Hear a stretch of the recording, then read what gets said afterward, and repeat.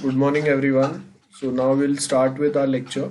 Last time SQA का introductory lecture हम लोगों ने देखा था जिसमें हम लोगों ने basic discuss किया था about what we mean by software's quality, types of softwares, and उसके बाद में हम लोगों ने यहाँ पे ये I think ये topic पे we have stopped 1.2. So what is quality? अगर आप देखेंगे यहाँ पे तो आपको क्या बोला? Quality can be defined in two terms. एक बेस्ड ऑन फैक्ट्स और अ परसेप्शन। ठीक है, सो फैक्ट्स का मतलब कि मैं आपको एग्जैक्ट प्रूफ दे रहा हूँ। फॉर एग्जांपल हम लोग जब टेस्टिंग करते हैं तो आपको अगर पता रहेगा हम लोग टेस्टिंग के लिए अलग से टेबल्स बनाते हैं। Anyone, which type of tables we create for a testing purpose? What we call it guys? What we call those tables?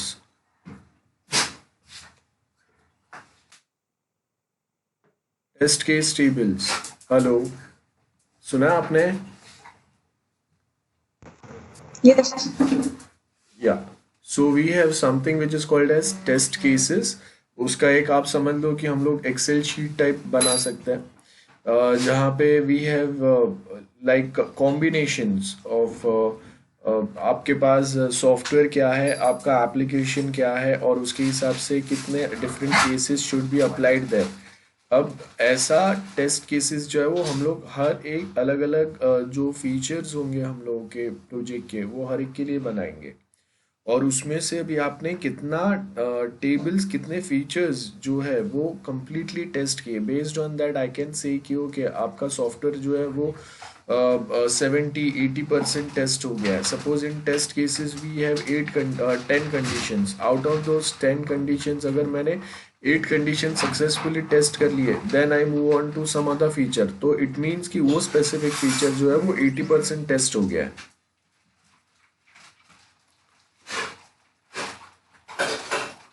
Yes, so basically जो टेस्ट केसेस जो होंगे उसमें हम लोग यही फाइंड करने की ट्राई करेंगे कि अगर मैं different types of combinations provide करता हूँ तो वो टाइम पे उसका एक्सपेक्टेड रिजल्ट जो है वो एक्चुअल रिजल्ट से मैच कर रहा है या नहीं कर रहा है। देयर माइट बी चांसेस कि एक्सपेक्टेड रिजल्ट एंड जो एक्चुअल रिजल्ट है उसमें डिफरेंसेस हो।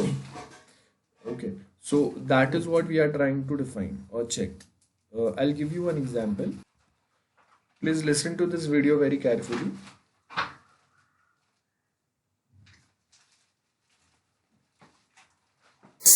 This is Adrian from Tactical Project Manager.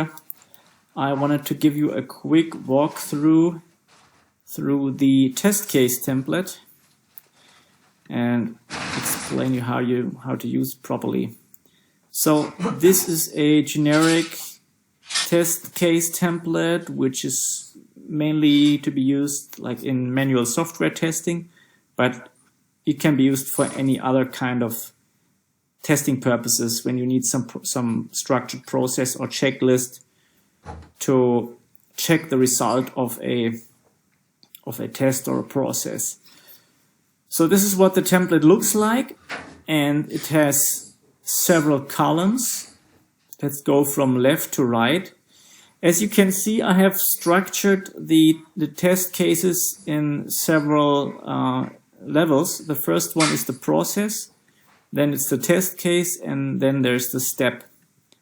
So that you can add more like structure and more levels of granularity depending on your needs. So basically what the first column is for the process, it helps to generally separate test cases by process or by business area or however you call it. And these are just examples. So I have one process area is logistics, another one is accounting, and there's a sales test case. Then on the next level, in the next column, you have the actual test case. So here, for example, we have to test the delivery process as part of our logistics processes. And now the test case itself for delivery is again broken down into the actual steps. And these are the steps which an end user, for example, would follow on an IT system. So he would create the delivery in step 1, print the delivery form in step 2, and then the shipping label, and so on.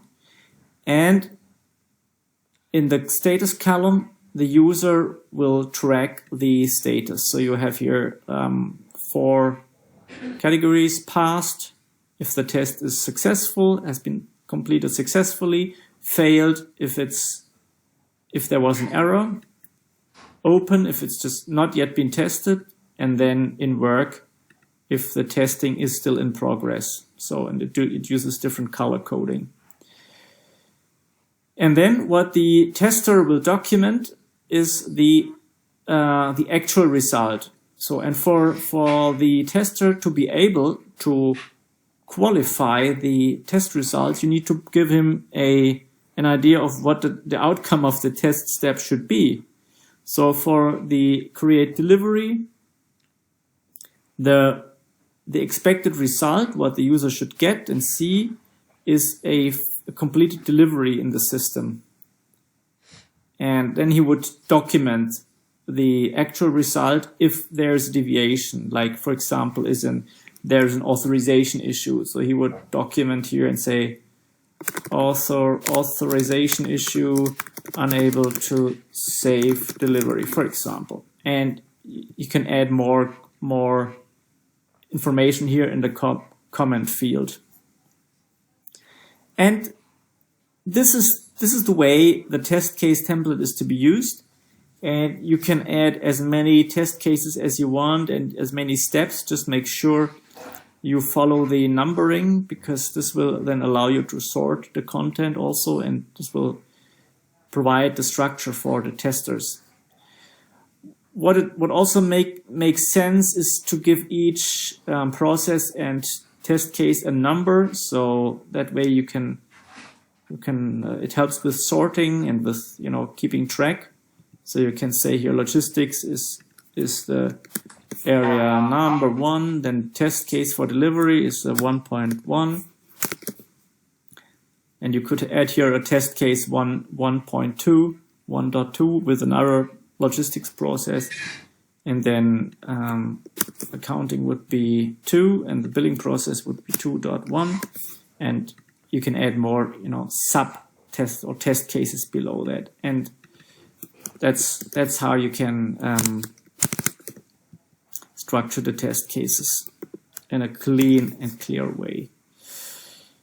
This is just the basic setup of the test case sheet, and you can add more columns. So, for example, when you have different companies testing the same process, you would have separate sheets. So you have 2 companies who are testing the same steps, same processes. You would have two sheets, one with company A, and another one with company B, a separate sheet.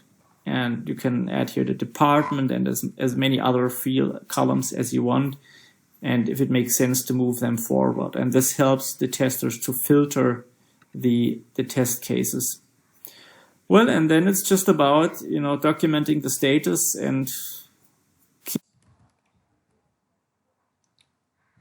Okay, so guys, आपने जैसे ये template देखा है, this is the basic template. As I said कि हम लोगों के पास हर एक जो प्रोसेस हम लोग फॉलो करते हैं सॉफ्टवेयर डेवलपमेंट में, वो हर एक प्रोसेस के लिए ISO के साइड से एक बेसिक टेम्पलेट दिया हुआ रहता है, जिससे हम लोग एक स्टैंडर्ड वे में सॉफ्टवेयर कैसा फ्यूचर में वो कितना बेटर बन सकता है, उसका स्टार्टिंग से हम लोग स्टेप्स फॉलो कर सकते हैं.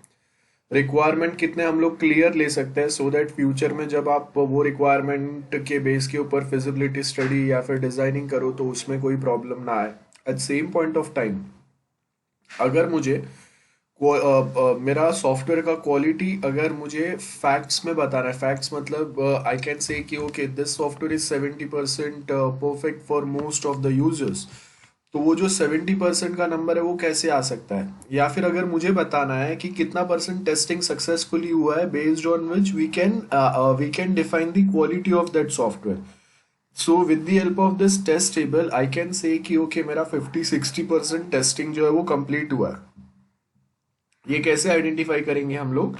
सो ऐसा ही एक बेसिक टेम्पलेट आप बनाएंगे जिसमें यहाँ पे प्रोसेसेस रहेंगे, then we have test cases with respect to those processes. So remember, module and sub module wise, तो आपका you might have one test case template for one module जिसके अंदर जो जो processes है और उसके कितने test cases रहेंगे और वो test cases के लिए आपने क्या steps follow किए और उसका expected result and actual result क्या था। तो अगर expected result is matches, most of expected result matches with the actual result, that means आपका टेस्टिंग जो है वो भी करेक्ट जा रहा है और वो सॉफ्टवेयर का क्वालिटी जो आपने एक्सपेक्ट किया था वो लेवल पे आ रहा है कहीं ना कहीं। So I hope this is very much clear for everyone. This is how we basically try to identify quality of our software. Okay, now back to our topic. So it means this is one type of a way through which you can also define the test cases, कितना percent आपने test किया। Okay, and mainly ये जो भी test cases हम लोग बनाएंगे उसमें as we know we have mainly testing is categorize mainly in two types, one is manual and one is automatic.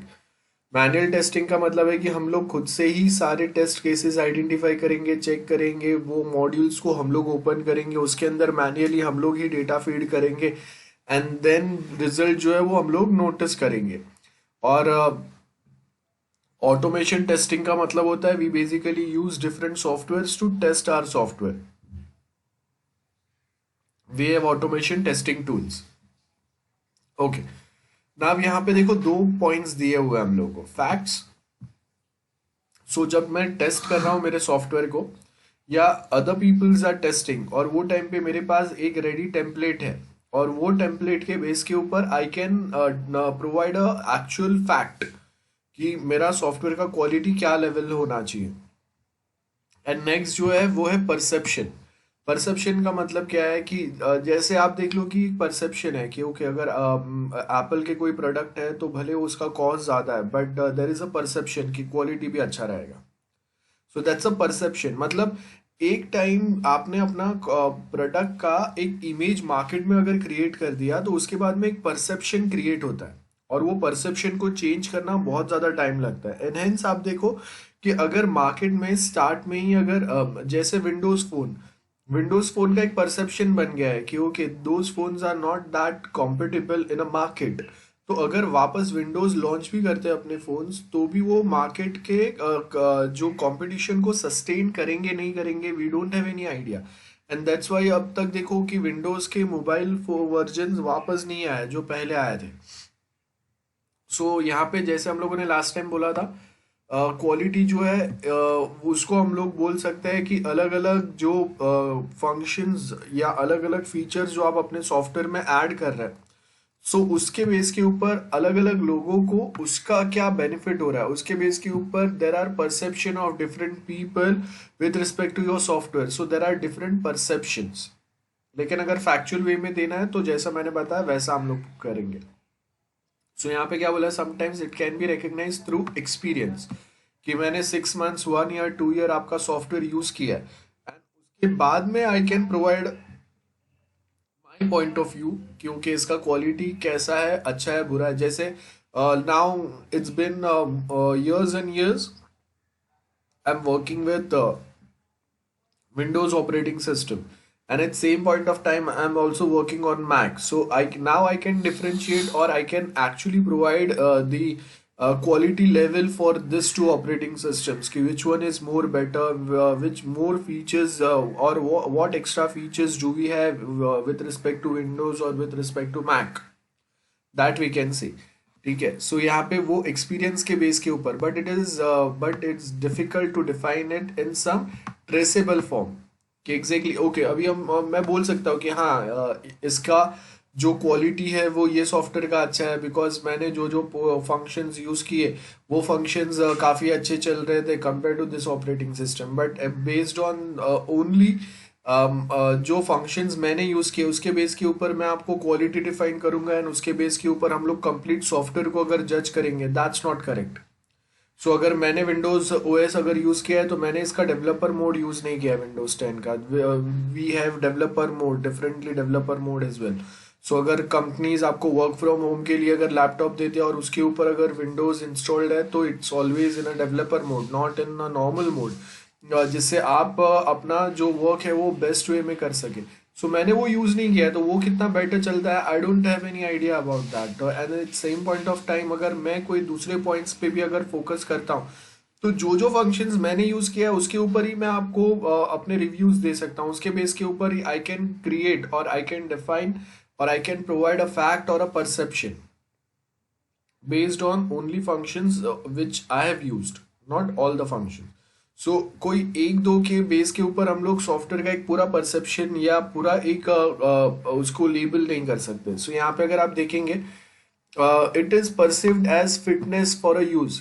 सो आप कितना इजीली उसको यूज कर सकते हैं, कितना बेस्ट वे में वो चल रहा है, बाकी अगर मैं कोई नए सॉफ्टवेयर के साथ में अगर उसको कनेक्ट कर रहा हूँ तो वो टाइम पे वो कैसे बिहेव कर रहा है, ये सब आएगा। सो यहाँ पे क्या बोला है, quality is not only viewed in terms of what it can deliver, मतलब क्या फंक्शंस आप प्रोवाइड करेंगे, but at same point of time वो फंक्शंस कितने स्मूथ चल रहे हैं और कितने यूजर फ्रेंडली है, ये भी बहुत एक इम्पॉर्टेंट पार्ट है।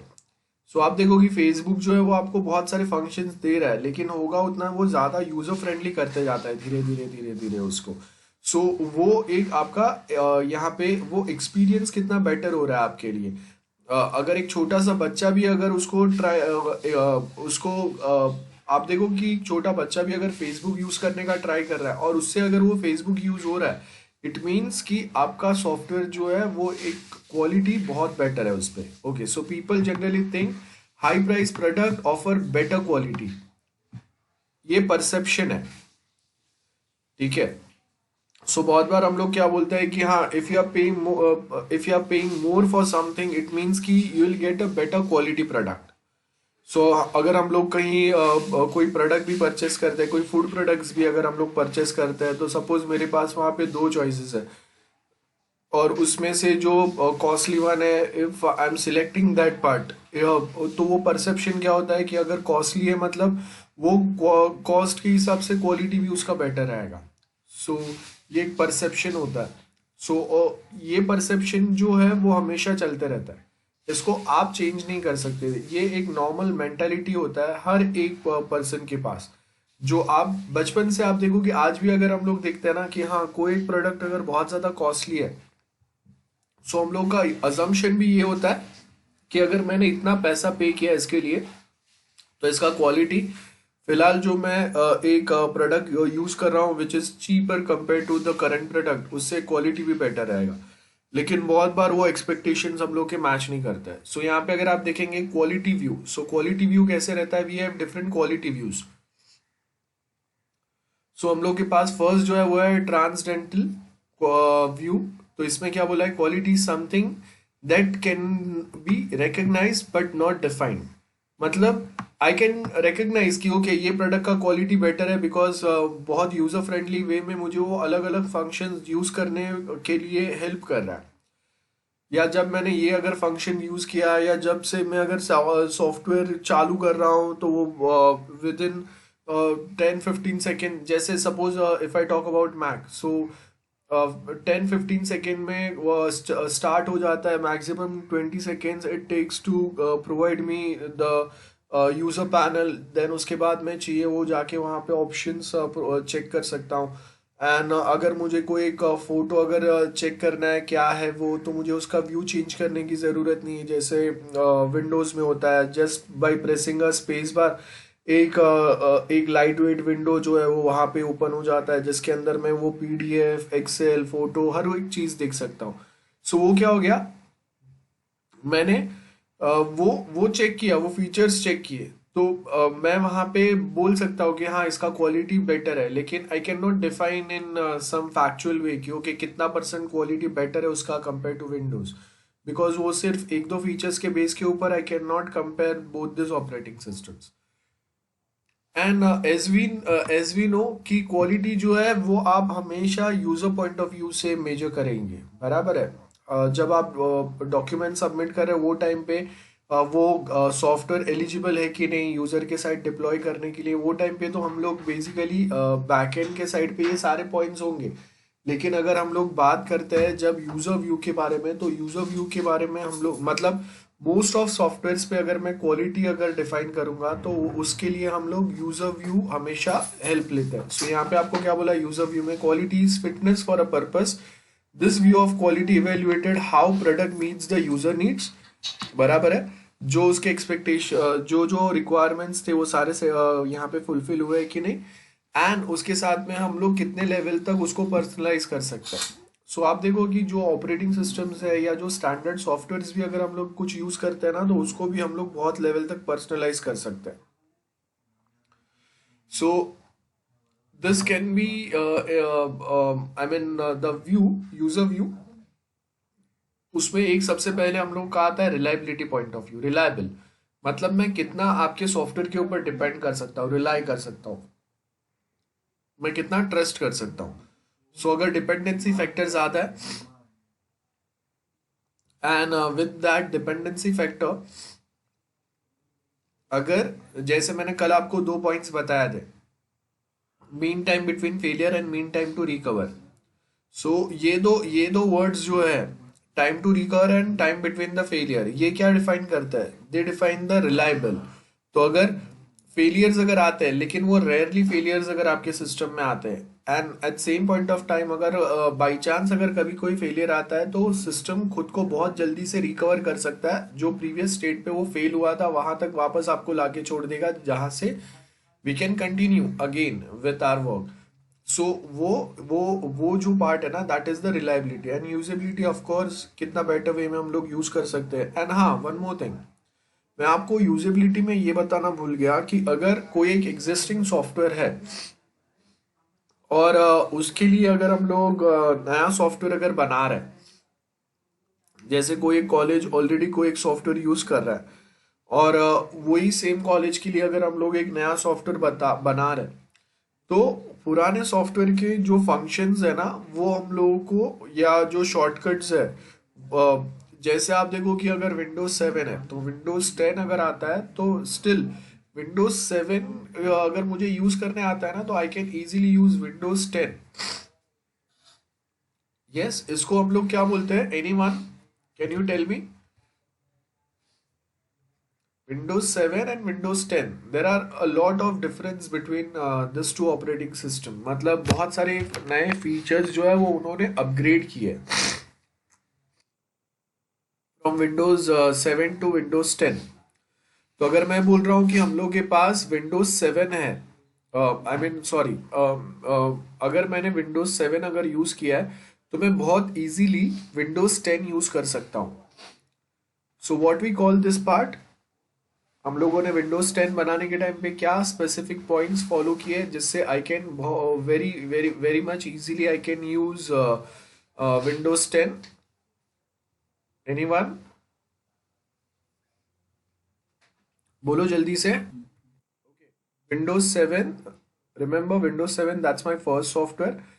अब उसके बाद मैंने अपग्रेड किया वो सॉफ्टवेयर को, उसमें new functions new technology add किया। जैसे विंडोज 7 जो है उसमें वन ड्राइव फैसिलिटी, मतलब क्लाउड कंप्यूटिंग नहीं था, टच स्क्रीन फैसिलिटी नहीं था, मैं डायरेक्टली वाईफाई कनेक्ट कर सकूँ, वाईफाई ड्राइवर्स वहाँ पे मिसिंग थे। देन मैं MS टीम से डायरेक्ट कनेक्ट कर सकूँ, ये फैसिलिटी वहाँ पे नहीं था। सपोज ऑफिस 365 के फंक्शंस हम लोग के वहाँ पे नहीं थे, तो वो भी हम लोगों ने ऐड किए। बट स्टिल इतने सारे नए फंक्शंस या फीचर्स ऐड करने के बाद में भी अगर मुझे विंडोज 7 यूज करने आता है ना, तो मैं बहुत कॉन्फिडेंटली विंडोज 10 पे भी वर्क कर सकता हूँ, बहुत इजीली उसको हैंडल कर सकता हूँ। यस, आपने देखा रहेगा किसी को भी ऐसा नहीं हुआ होगा कि आप अगर विंडोज 7 या विंडोज XP भी अगर यूज कर रहे हैं ना, तो आपको बहुत सारे फंक्शंस या फीचर्स जो है वो विंडोज 10 में इजीली यूज करने आएंगे, बिकॉज आपको पता है कि वहां पे उसका क्या शॉर्टकट था, वो सेम शॉर्टकट यहाँ पे भी काम करेगा। गेटिंग? जैसे अगर मैं विंडोज की और डी दबाऊंगा तो सारे विंडोज डाउन हो जाएंगे। अल्ट टैब से मेरे अलग अलग विंडोज के बीच में मैं स्विच कर सकता हूँ, है ना? सो यहाँ पे मैंने क्या किया है, बहुत सारे जो शॉर्टकट्स, बहुत सारे जो फीचर्स जैसे हम लोग विंडोज 7 में यूज करते थे, वो सेम चीज हम लोगों ने बोरो किया है विंडोज 10 में और देन उसको अपग्रेड किया है। ठीक है, सो ये टेक्निक को क्या बोलते हैं हम लोग? ओके, Stuti and Khushboo, reusability. Okay, reuse तो कर रहे हैं हम लोग, मतलब रीयूज करने का बात नहीं है यहाँ पे। विंडोज 7 एग्जिस्टिंग कोड है मेरे पास और वही सेम कोड को मैं और बेटर बना रहा हूँ। सो एसडीएलसी टर्म में अगर हम लोग बोलते हैं तो मैं यहाँ पे एक्सट्रीम प्रोग्रामिंग अप्लाई कर रहा हूँ, जहाँ पे एक ही सेम एप्लीकेशन को हम लोग we try to make it as perfect as possible. Extreme programming सुना है ना आपने, एक्सपी, जहाँ पे एक सेम कोड को और बेटर बनाने का ट्राई कर रहे हैं हम लोग।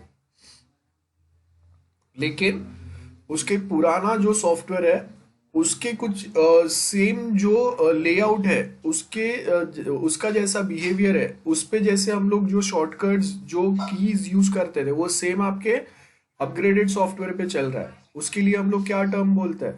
अपग्रेडेशन। नहीं, वो अपग्रेडेशन तो हुआ, लेकिन वो सॉफ्टवेयर में एसई में भी आपने पढ़ा रहेगा, एसपीएम में भी सुना रहेगा।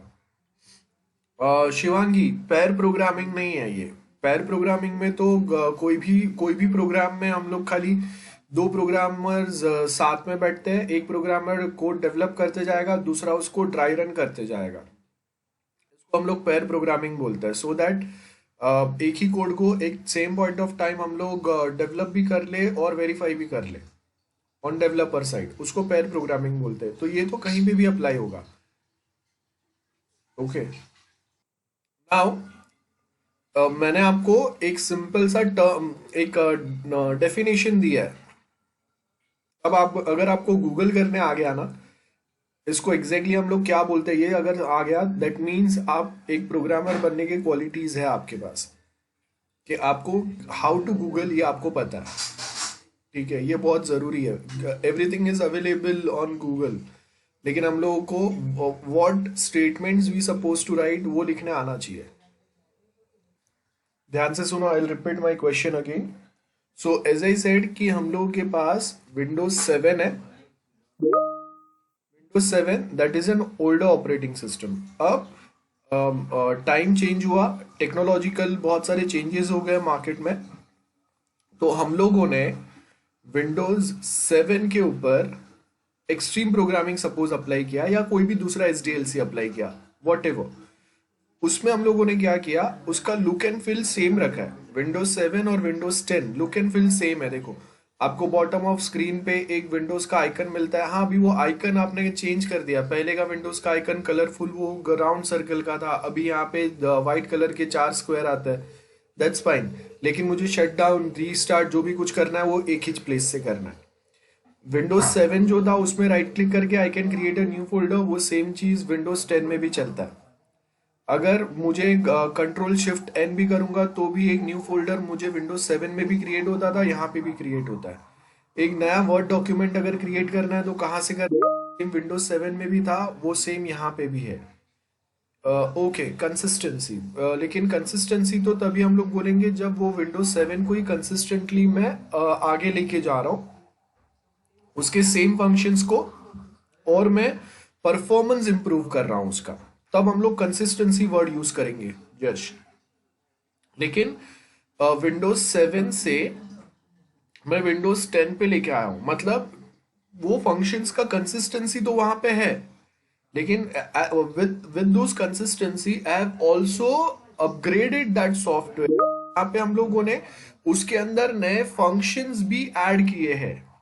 सो यहाँ पे मैं क्या बोल रहा हूं, एक आज के टाइम के हिसाब से लेटेस्ट सॉफ्टवेयर आपके पास आ गया, ओके, और वो अभी एक्सेप्टेंस टेस्ट पे वो बहुत इजीली क्लियर हो जाएगा, बिकॉज अगर कोई यूजर्स विंडोज 7 अगर यूज कर रहा है तो उसके लिए डिफिकल्ट नहीं होगा। ध्यान से सुनो मैं क्या बोल रहा हूँ। डिफिकल्ट कब होगा कि अगर मैं विंडोज 7 से डायरेक्टली आपको मैक पे अगर डाल देता हूं तो it gets very difficult, because Mac के अंदर बहुत सारे फंक्शंस, मैंने हजारों नए फंक्शंस डाले हुए हैं, बहुत उसको यूनिक बनाया है, सब कुछ किया है। लेकिन अगर विंडोज 7 वाला यूजर अगर मैक यूज करेगा तो उसको बहुत ज्यादा एफर्ट्स लगेंगे, उसको बहुत ज्यादा ट्रेनिंग लगेगा to work with that operating system, because दोनों टोटली अपोजिट है। बट अभी मैंने क्या किया है, मैंने टोटल अपोजिट आपको सॉफ्टवेयर्स नहीं दिए अपग्रेड करके। मैंने क्या किया, विंडोज 7 को ही आज के टेक्नोलॉजी के हिसाब से मैक बनाने के बदले विंडोज 10 बना, जिसके अंदर विंडोज 7 के सारे फंक्शंस है प्लस एडेड फंक्शंस है, सो दैट यूजर्स जो ओल्डर सॉफ्टवेयर यूज कर रहे थे ना, they can easily work with the newer software as well. So इसको हम लोग क्या बोलते हैं, ओल्डर सॉफ्टवेयर का सेम हम लोगों ने पैटर्न यूज किया है और उसके साथ हम लोग नया पैटर्न उस पे अपग्रेड कर रहे हैं, इसको बोलते हैं लेगेसी। ठीक है, so legacy of a software should be maintained. आपने लेगेसी हम लोग बहुत बार फॉलो करते हैं, सो ये जो लेगेसी जो है ये फॉलो करना बहुत ज्यादा जरूरी है। तो यहाँ पे हम लोगों ने क्या किया, विंडोज 7 है, विंडोज 7 के जो भी पैटर्न है, जो भी लुक एंड फील है वो सेम। और उसमें हम लोगों ने क्या किया, विंडोज 7 पे जो प्रॉब्लम्स आ रहे थे ना, वो आपको विंडोज 10 में नहीं आता है। हाँ, विंडोज 10 में नए प्रॉब्लम्स आपको कुछ आते रहेंगे because of upgrading with the latest technologies and everything, लेकिन बहुत ज्यादा डिफरेंस आ गया। बट विंडोज 7 अगर यूजर यूज कर रहा है तो he can easily work with Windows 10। So legacy follow करना is the most important aspect. Okay, so ये आपको याद रखना है, legacy of a software should be maintained, that is the most important part. So यहाँ पे अगर आप देखेंगे कि रिलायबल है या नहीं है और यूजेबिलिटी, सो अब रिलायबल है कि नहीं उसके लिए हम लोग ये तो देखेंगे कि हाँ वो कितना अच्छा चल रहा है, परफॉर्मेंस कितना बेटर है। लेकिन हमेशा आज के टाइम पे देर आर नो कंपनीज जो एग्जिस्टिंग कोई एक सॉफ्टवेयर यूज नहीं कर रहे, every other company is using one और दी अदर सॉफ्टवेयर्स। तो आप जब वो कंपनी के लिए वो कंपनी का परफॉर्मेंस और बेटर करने की ट्राई कर रहे हैं, मतलब उनके पास जो एग्जिस्टिंग सॉफ्टवेयर है उसको आप और बेटर बनाने का ट्राई कर रहे हैं, तो वो टाइम पे आपको ये इस पे फोकस नहीं करना है कि ओके मैं बेस्ट सॉफ्टवेयर उसको बना के देता हूँ, या मैं बेस्ट सॉफ्टवेयर हम लोग उसको लेटेस्ट टेक्नोलॉजी वाला बना के देते हैं तो वो कंपनी को बेनिफिट होगा, वो कंपनी को प्रॉफिट होगा। नहीं, उसके साथ में आपको बहुत इंपॉर्टेंट एस्पेक्ट जो याद रखना है वो है legacy of their older softwares. Because आप देख लो, I give you one example, हम लोग के मॉम डैड है या ग्रैंड पेरेंट्स है, they are not that tech friendly, technology से वो ज्यादा फ्रेंडली नहीं होते मोस्ट ऑफ टाइम। सो क्या होता है कि वो कोई एक सॉफ्टवेयर जो है ना वो उसको उसको चलाना बहुत मुश्किल से वो सीखते हैं, और उसके बाद आप सडनली अगर बोलेंगे कि अभी ये नहीं, आपने इतना टाइम मेहनत किया, आप 5-6 साल से you are working on one software and now you are very friendly with that software, आप आग बंद करके भी डायरेक्टली वो शॉर्टकट्स को आप कीबोर्ड पे ढूंढ के वो सॉफ्टवेयर पे वर्क कर सकते हो, you are that friendly with that software. But suddenly someone comes और बोलता है कि नहीं, लेटेस्ट टेक्नोलॉजी वाला software I will provide you, और उसके लिए अभी आपको अलग से सारे शॉर्टकट्स आप भूल जाओ, हम लोग का सॉफ्टवेयर में नए सारे ऑप्शंस है, नए सारे शॉर्टकट्स है, वो आपको अभी याद रखना है। मतलब एक पर्सन ने 5-6 साल जो सॉफ्टवेयर पे यूज किया है, उसको जो वो सॉफ्टवेयर के साथ जो बहुत ज्यादा फ्रेंडली है, वो छोड़ के अभी नया सॉफ्टवेयर पूरा ग्राउंड स्क्रैच से सीखना पड़ेगा, उसके शॉर्टकट्स याद रखने पड़ेंगे।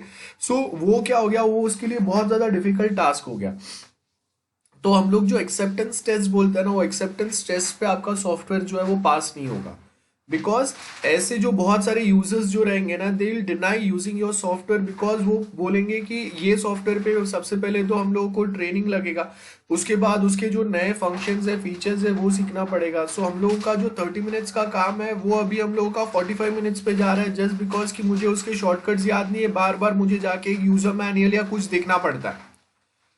सो इसके लिए एक्सेप्टेंस टेस्ट इजीली क्लियर हो जाए, यूजर्स उसको बहुत इजीली यूज करना स्टार्ट करें, इसके लिए आप ये बहुत जरूरी रहता है कि जब आप कोई एक सॉफ्टवेयर को अपग्रेड करते हो, यूजर्स का रिलायबिलिटी अगर आप सॉफ्टवेयर पे बढ़ाने का ट्राई कर रहे हो, तो legacy of the older system should be followed there. अगर ये आपने फॉलो नहीं किया तो user will not accept your software, because आप देख लो कि अगर फेसबुक है, फेसबुक सडनली कल आप बोलेगा कि ओके हम लोग नया फेसबुक लेके आए, कुछ भी उसका नया नाम है, जब आप उसको यूज करना चालू करें तो यू विल फाइंड कि प्रोफाइल के इंफॉर्मेशन सारे चेंज हो गए। Suppose Facebook turn into a LinkedIn type of a website, क्या होगा? It gets very very very difficult for all the users. हाँ, जो टेक फ्रेंडली है they can work with it, लेकिन जो टेक्नोलॉजिकली फ्रेंडली नहीं है, जो नॉर्मल सिटीजन्स है, जो जो फेसबुक ही मुश्किल से चलाना सीखे थे, वो तो फिर यूज करना ही बंद कर देंगे ना, क्योंकि अब पहला वाला समझ में भी आता था, अभी वाला तो समझ में ही नहीं आता है। भले आपने कितना भी अच्छा बनाया, कितना भी बेस्ट हो, उसका क्वालिटी कितना भी अच्छा हो compare to the previous version, लेकिन it gets difficult, it is not a user friendly now. So कोई एक चीज का हैबिट होता है, वो हैबिट कंटिन्यू रखो और उसको अपग्रेड करो, जिससे वी कैन से कि क्वालिटी ऑफ अ सॉफ्टवेयर वो मेंटेन्ड है या इम्प्रूव किया है और रिलायबिलिटी भी इम्प्रूव किया है। Usability is the most important aspect. तो यूजेबिलिटी मतलब कितना यूजर फ्रेंडली बनाया आपने। पुराना कोई सॉफ्टवेयर यूज कर रहे थे तो वैसे ही वो नया सॉफ्टवेयर भी यूज कर सकते हैं with added function. That is the best way to define a usability. और यूजेबिलिटी जितना क्लियर रहेगा उतना आपका सॉफ्टवेयर का क्वालिटी और बेटर वे में हम लोग डिफाइन कर सकते हैं। Okay, I'll give you one example. I think HDFC या ICI, I don't remember exactly. So जो इन्वेस्टमेंट साइट होता है, तो वैसा आई थिंक इसका इन्वेस्टमेंट साइट था, HDFC या कोई तो था, I don't remember exactly the company's name. So उसमें क्या प्रॉब्लम था, आप देखो कि अगर मैं म्यूचुअल फंड्स या किसी में अगर इन्वेस्ट करता हूँ ना, so you will find different options to log in into your system. One thing is मेरा जो यूजर आईडी दिया रहेगा मुझे, I can log in through that. और मेरा पैन कार्ड नंबर जो है, I can also log in through my PAN card number या ईमेल एड्रेस, जो भी याद है यूजर को, उसके थ्रू यूजर कैन लॉग इन। हमेशा ये कंपलसरी नहीं रहेगा, हर किसी को अपना पैन कार्ड नंबर याद नहीं रहता, हर किसी को अपना यूजर आईडी अगर कोई प्रोवाइडेड है वो याद नहीं रहता। सो यूजर्स को अगर मोबाइल नंबर याद है, ईमेल आईडी याद है, they can log in through that options as well. So normally most of sites क्या करता है ना, आपको वहां पे ऑप्शन देते हैं, either enter your pan card number, email, mobile, anything, just एक ही लॉगिन रहेगा, उस पर आप ऊपर कुछ भी एंटर करोगे और उसके हिसाब से आप नीचे उसका पासवर्ड एंटर करो अपने अकाउंट का जो कॉमन रहेगा। ये ऑप्शंस अवेलेबल है मल्टीपल इन्वेस्टमेंट साइट्स के ऊपर। अब ये सेम लॉगिन जो है, इसमें लॉगिन कैसे हो रहा है, either you can log in with your mobile number, email address, pan card number, तीन वे। अब कोई एक कंपनी अगर आपको तीन अलग अलग लॉगिन प्रोवाइड कर रहा है, तीन अलग अलग लॉगिन स्क्रीन है, कि अगर आपको मोबाइल नंबर से लॉगिन करना है देन क्लिक ऑन हियर, अगर पैन कार्ड से लॉगिन करना है then click on this login screen. तो ये क्या हो गया, तीन अलग ऑप्शंस है मेरे पास। सो अब आप देखो कि पहले फर्स्ट टाइम जब मैं आया था तो मैंने सपोज मेरे पैन कार्ड से लॉगिन किया था तो मुझे एक अकाउंट पे लैंड कराया उसने। नेक्स्ट टाइम जब मैं मोबाइल नंबर से लॉगिन कर रहा हूँ तो कोई दूसरे लैंडिंग पेज पे मुझे लेके जा रहा है। तो मेरे प्रीवियस जो इन्वेस्टमेंट मैंने आपके अकाउंट में किए थे, आपके कंपनी के थ्रू किए थे, वो मुझे अभी इसमें विजिबल नहीं हो रहे, या फिर मुझे याद नहीं है कि लास्ट टाइम मैंने किससे लॉगिन किया था तो मैं अपने प्रोफाइल तक पहुंच सकता हूं। तो ये क्या हो गया, आपने बनाया तो बहुत अच्छा है लेकिन आप उसको डिफिकल्ट कर रहे हैं। यूजर्स को एकदम स्पून फीडिंग की आदत होती है, छोटे बच्चे को जैसे हम लोग सिखाते हैं वैसा आपको प्रोवाइड करना चाहिए, तब आपका सॉफ्टवेयर का क्वालिटी अच्छा है। भले फिर आपका सॉफ्टवेयर सिक्योर है कि नहीं वो जब अटैक होगा उस पर तब पता चलेगा, लेकिन यूजर्स जब अगर उसको यूज कर रहे हैं तो वो टाइम पे आपको बच्चों को जैसे हम लोग स्पून फीडिंग करते हैं वैसा आपका सॉफ्टवेयर होना चाहिए। तो अगर आप बच्चों को स्पून फीडिंग करने के जैसा अगर सॉफ्टवेयर बना के दे रहे हैं, that means user point of view से उसका रिलायबिलिटी यूजर्स का बढ़ जाएगा, उस पर यूजिबिलिटी इंक्रीज हो जाएगा, and both this thing leads to a better quality of your software. So मैंने क्या क्या टर्म्स बोले, एक तो यूजेबिलिटी इंक्रीज होना चाहिए। यूजेबिलिटी इंक्रीज कैसे होगा, जब आप लेगेसी फॉलो करोगे। Legacy of older software. तो ये तो आपके लिए बेस्ट चीज हो गया। अगर यूजर्स कोई एक ऑफिस में ऑलरेडी कोई एक सॉफ्टवेयर यूज कर रहे हैं तो वही सेम सॉफ्टवेयर कंटिन्यू रखो, उसके जो फीचर्स या फंक्शंस है वो कंटिन्यू रखो और उसी को हिसाब से अपना नया सॉफ्टवेयर बना दो विद एडेड एडवांस फीचर्स। और उसके साथ में एक छोटा बच्चा भी यूज कर सके वो लेवल पे बनाना है। ओके, मैन्युफैक्चरिंग व्यू क्या बोला है देखो। मैन्युफैक्चरिंग व्यू में it focuses on how well the product was constructed in an effort to avoid the cost associated with the rework during development and after delivery. So rework का मतलब क्या है कि आपने कुछ चीज प्रॉपर नहीं किया है तो आपको वो पूरा चीज वापस करना पड़ेगा। तो ये अवॉइड कैसे कर सकते हैं हम लोग। सबसे पहले तो रिक्वायरमेंट रिवर्क कभी आएगा जब आपके या तो रिक्वायरमेंट गलत आपने डिफाइन किए हैं, ओके, या मेंशन किए, and at same point of time आपने जो डिजाइन्स बनाए थे वो रॉन्ग है, and based on those designs जो आपका फाइनल डेवलपमेंट हुआ वो कहीं ना कहीं रॉन्ग हो गया, राइट। तो ये कुछ ना कुछ ये प्रॉब्लम्स हो सकते हैं। और उसके साथ नेक्स्ट आपको क्या बोल रहा है, defect counts.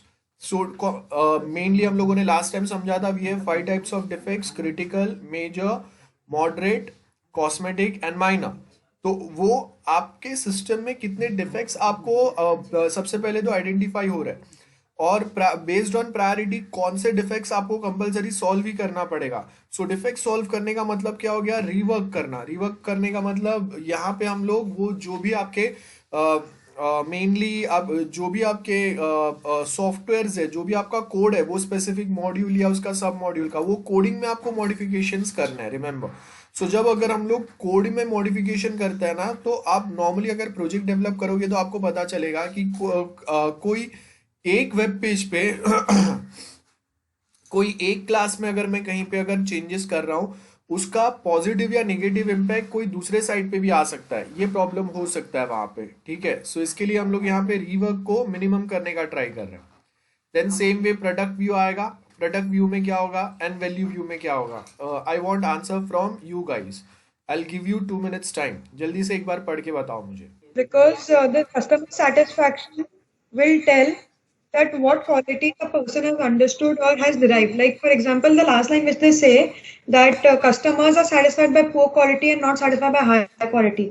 There are chances, like suppose for example a person has a certain thing to be done with a certain product. हाँ That is satisfied in one product which is not so good in quality, but उसको वो चीज उसमें मिल रही है तो he'll be very much satisfied कि हाँ ठीक है मेरा काम तो हो रहा है। Okay. एंड उसको एडवांस चीज भी दे दी जाए for completing his own work, he would still think कि नहीं भाई मुझे डिफिकल्ट हो रहा है समझने में, मुझे नहीं समझ में आ रहा, मेरे को काम इजीली नहीं हो पाया, so he might not be satisfied. तो in that way quality differs based on what the person understands or how the person feels by using that product.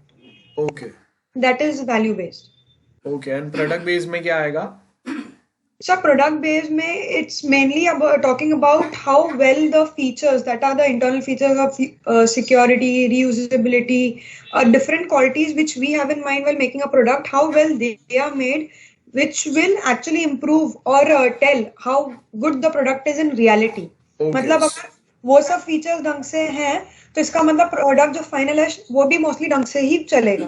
हाँ, सो अगर मैंने कोई एक सॉफ्टवेयर अगर बनाया है और उसके लिए मैंने ओल्डर सॉफ्टवेयर में से बहुत सारी चीजें बोरो की है तो ओल्डर सॉफ्टवेयर का जो क्वालिटी है that is basically inherited in my new product as well, right. Yes sir. Okay okay, ठीक है, वेरी गुड, ठीक है। So now will start with 1.4 वाला topic. Will just wait for some time, next lecture में हम लोग start करते हैं। हाँ बोलो। Sir, in the transcendental view, we had discussed that based on the review, or because like the usage depends from person to person, so one thing which might be good for one might not be good for the other person. Like we discussed कि एक के review के basis पे we cannot overall judge the complete product or a software.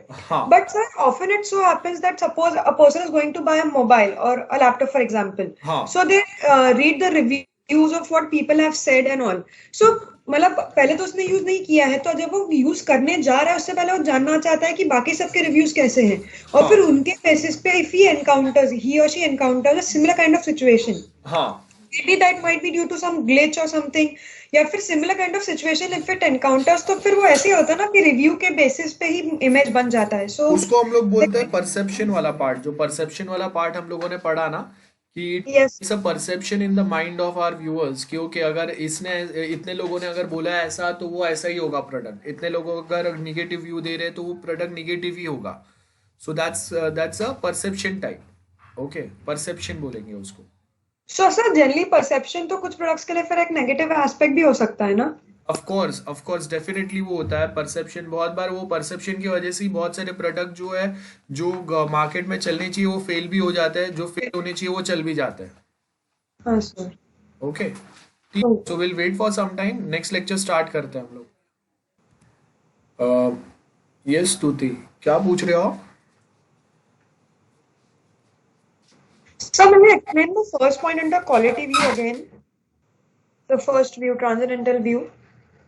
Okay, first view. Okay, so यहाँ पे हम लोग क्या बोल रहे हैं? Quality something that can be recognised but not defined. Recognise, Yes. तो अगर मैं सपोज अगर मैं एक स्मार्टफोन यूज कर रहा हूँ तो मुझे उसका स्पीड वाइज वो बहुत बेटर लगा. अगर मैं गेम खेल रहा हूँ तो मुझे वो बहुत बेटर लगा. सो आई कैन से कि हाँ, गेम्स बहुत प्रॉपर चलते हैं इस पे. So I can define that way. लेकिन अगर आप मुझे बोलोगे कि टेक्निकली यू शुड डिफाइन, कि okay technically if I say कि okay this part is this much proper compare to the other device, या फिर मार्केट में अभी जो फोन्स है उसके कंपैरिजन में ये 10% 20% और बेटर वर्क कर रहा है. Most of their features are proper, like gaming performance better आ रहा है because we have a Snapdragon का ये वाला प्रोसेसर एंड 6 GB और 8 GB RAM available with our mobile. So that way defining is not possible. So यहाँ पे हम लोग क्या बोल रहे हैं, जो मैंने एक्सपीरियंस किया वो सिर्फ मैं बोल रहा हूँ कि उसके हिसाब से उसका क्वालिटी बेटर है. Okay, sir. Okay, Yes. हाँ. So product view and value based as we know, customer side से क्या क्या जो फीचर्स हम लोग ऐड करते हैं. जैसे हम लोग value to cost ratio define किया था, तो वैल्यू टू कॉस्ट रेशियो के हिसाब से जो फंक्शंस कस्टमर को बहुत ज़्यादा काम किया है वो अगर प्रॉपरली चल रहा है, बाकी के अगर प्रॉपर नहीं भी चल रहा है, तो कस्टमर के लिए वो प्रोडक्ट का क्वालिटी बहुत बेटर है. एंड सेकेंड थिंग, बहुत बार मार्केट में एक कोई प्रोडक्ट के लिए एक परसेप्शन बनाया जाता है. वो परसेप्शन का मतलब है कि वो परसेप्शन से आपको कुछ चीज़ अगर मैं प्रॉपर नहीं भी देता हूँ ना, तो भी वो चीज़ आपको प्रॉपर लगेगा.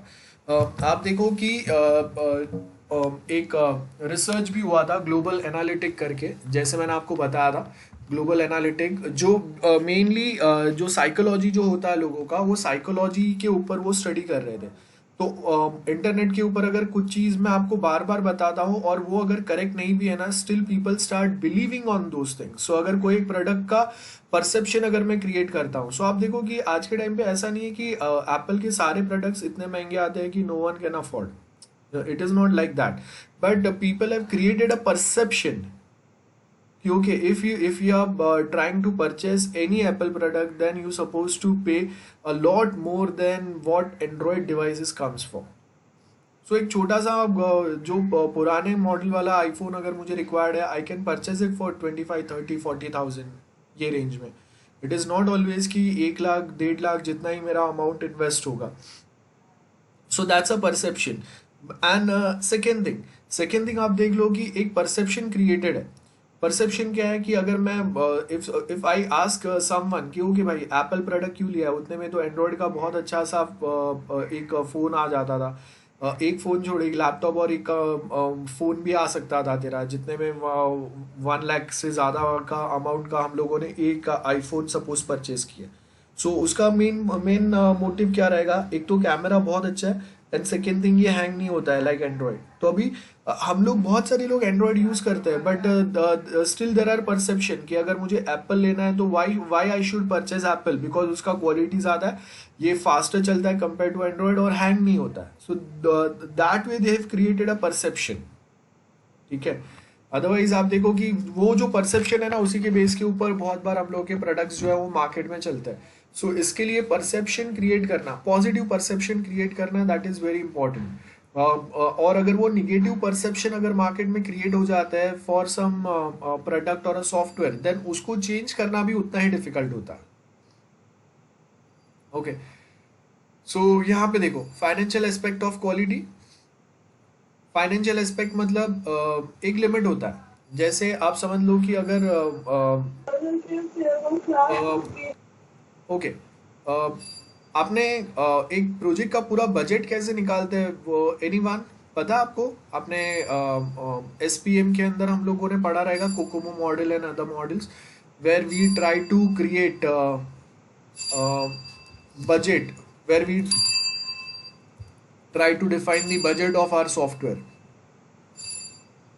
Okay, यहाँ पे हम लोग चेक करते हैं। I'll give you one example. एक सॉफ्टवेयर है मेरे पास। अब ये सॉफ्टवेयर आपको बनाना है। कोकोमो मॉडल हम लोगों ने यूज किया है। बेस्ड ऑन कोकोमो मॉडल मैंने आइडेंटिफाई किया कि मेरे सॉफ्टवेयर में सपोज 10,000 लाइन्स है, 10,000 लाइन ऑफ कोड है, ठीक है। अब मेरे पास suppose I have 2 developers and 1 developer can develop 100 lines per day. Okay, और जो मेरे डेवलपर्स है ये हर एक डेवलपर का पर डे सैलरी जो है इज 1,000 रुपीज। सो नाउ मेरा प्रोजेक्ट का बजट क्या होगा? यस, कैलकुलेट करके जल्दी से बताओ। Okay, so like I will give you one example. Like मैंने क्या बोला कि हम लोगों के पास 2 डेवलपर्स है। टोटल लाइन ऑफ कोड हम लोगों को जो प्रोजेक्ट में करना है वो 10,000 लाइन ऑफ कोड है एंड वी हैव 2 डेवलपर। एक developer per day they can 1 developer can develop maximum program 100 lines per day, बराबर है। तो इसके हिसाब से सपोज हम लोगों को कितने दिन लगने चाहिए 2 डेवलपर को 10,000 लाइन डेवलप करने के लिए? How many days are required? Yes guys, 50 days.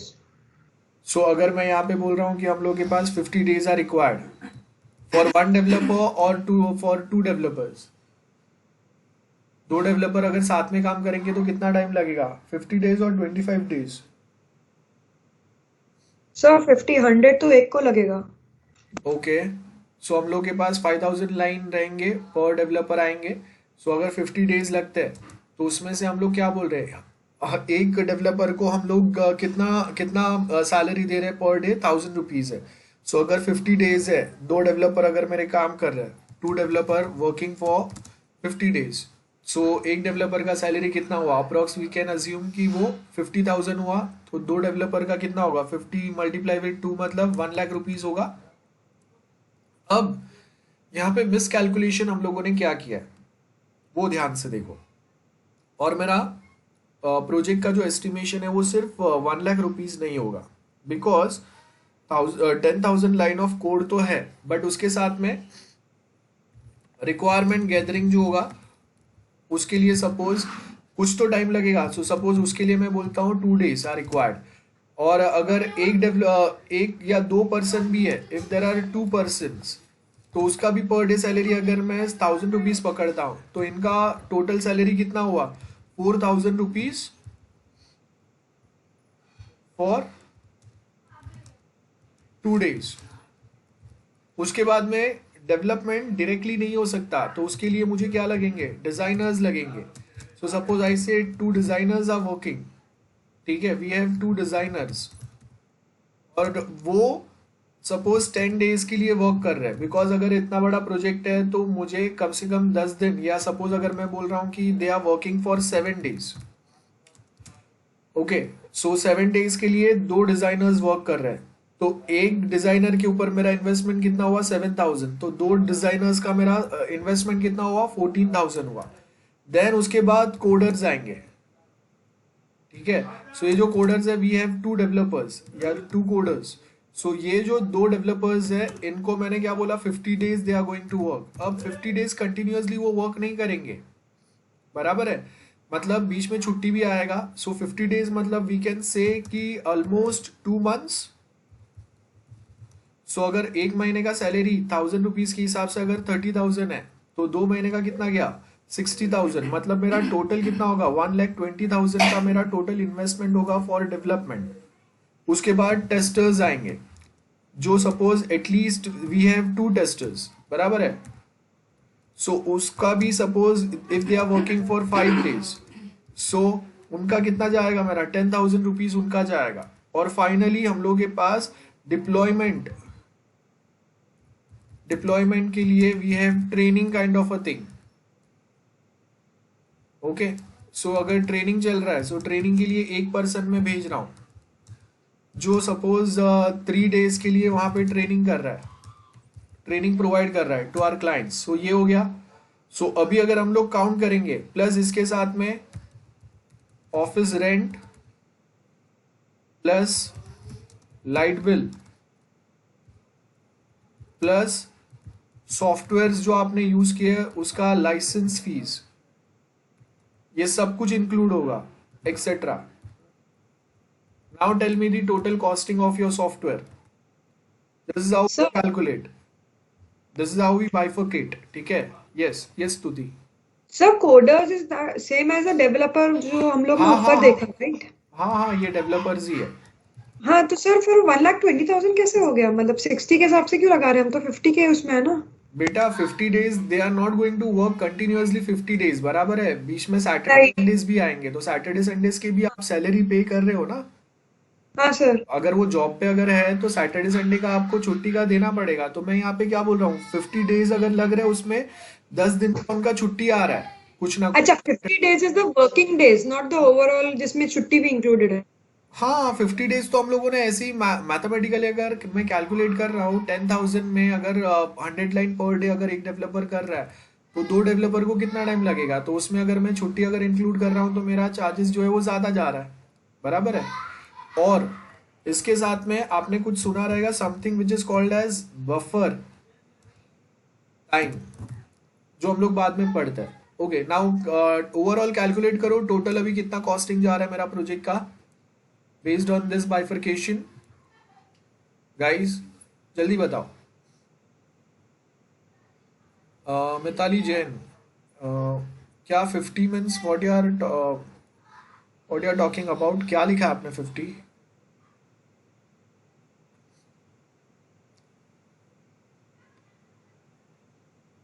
Mitali